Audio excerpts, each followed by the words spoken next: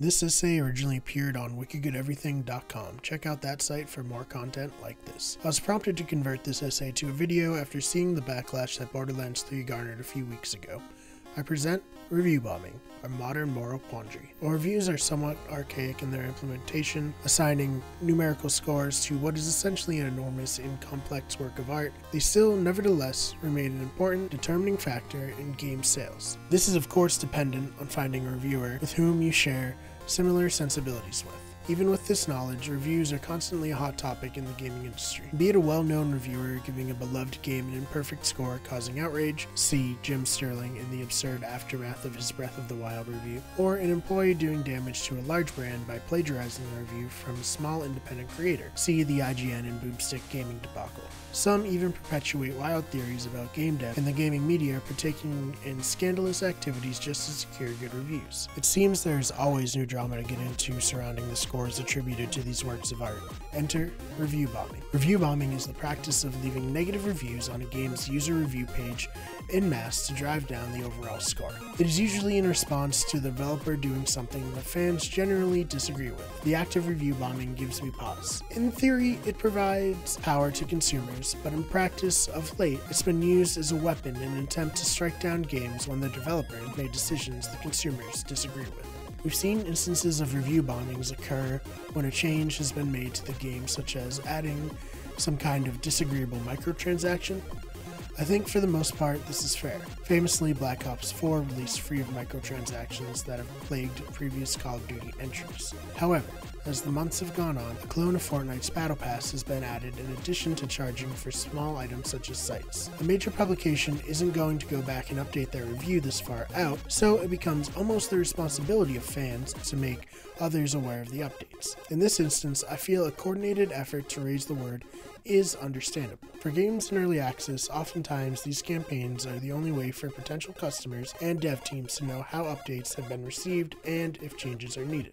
However, recent cases have left me questioning my feelings on user reviews in general and the efforts some people go in order to make their voices heard. The game series Metro is based on a Russian series of books by the same name. Developer 4A Games received solid reviews for their first two games in the series, with Metro 2033 coming in at 81 on Metacritic and Metro Last Light earning an 82. For the release of Metro Exodus, the developers have decided to forego releasing on Steam, instead opting to release on Epic Storefront, which famously does not yet allow users reviews. While this is a timed exclusive, the backlash has been fierce. Without the ability to review Exodus on Steam, fans have instead began bombing the pages of 2033 and Last Light. It seems obvious these games are not responsible for the decisions of their creator. Unfortunately, this line of rational thought has not made a difference. Recent reviews for 2033 give the game a mixed score of 44%, while Last Light has been knocked down to a 41%.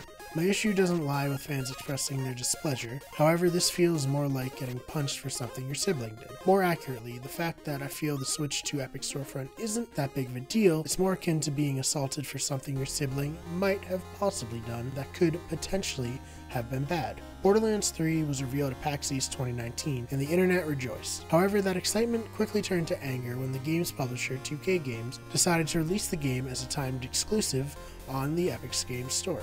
In response to the publisher no longer allowing players to download wherever they would like, fans took to the Steam pages of previously released Borderlands games, regating the pages with low scores. This allowed Randy Pitchford, CEO of Gearbox, who is developing the game, to take the moral high ground for possibly the first time in his life when he tweeted, ironically, that this misuse is possible and that Steam has no interest in correcting this misuse makes me kinda happy about 2K's decision and makes me want to reconsider Gearbox Publishing's current position on the platform. While I sympathize with the perceived loss of consumer power, this action taken in anger seems misdirected. The PC gaming market is experiencing exclusivity in a large scale, perhaps for the first time. While it isn't as drastic as having to buy a dedicated machine to run exclusive games, I can understand why gamers would be upset.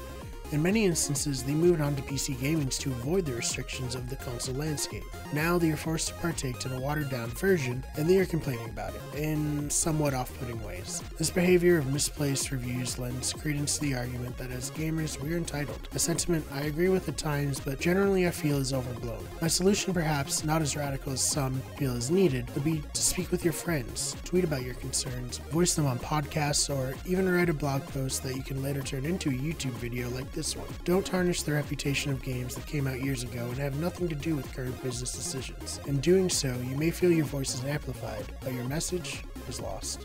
Hey guys, thank you so much for checking out this essay. If you liked it, there are more similar videos on the channel, such as Fake Nerd updates and other previous essays turned into videos. And make sure you check out our podcast. We have Brad and Dylan Takes on the World and Better Radio. Thank you guys so much for watching. Make sure you like, subscribe, and tell me what your thoughts on the Epic Games Store are in the comments below. Have a great rest of your day.